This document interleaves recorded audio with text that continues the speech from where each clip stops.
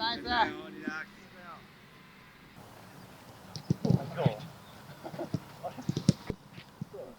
Brazil deck? Yeah.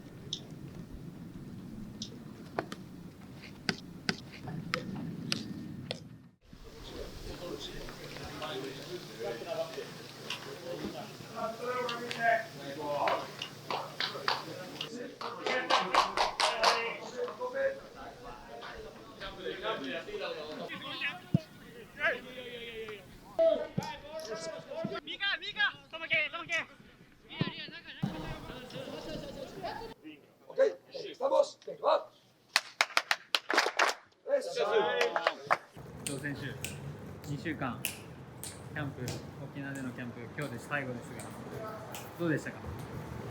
まあきつかったですけど、無事に怪我なく終わることができてよかったです。じゃあこれから埼玉帰っても頑張ってください。ありがとうございます。じゃあ帰るまでが遠足なので。いやそれよう言いますね、みんな。確かに大事ですね。大事です。帰るまで気を引き締めて、はい、埼玉帰りたいと思います。はい、ありがとうございます。お疲れ様です。お疲れ様です。お帰りなさい。ただいま。お帰りなさい。ただいま。お帰りなさい。お疲れ様でした。お帰りなさい。お帰りなさい、武田選手。はい、ただいます。リカ、お帰りなさい。おやすみなさい。おやすみなさい。おやすみなさい。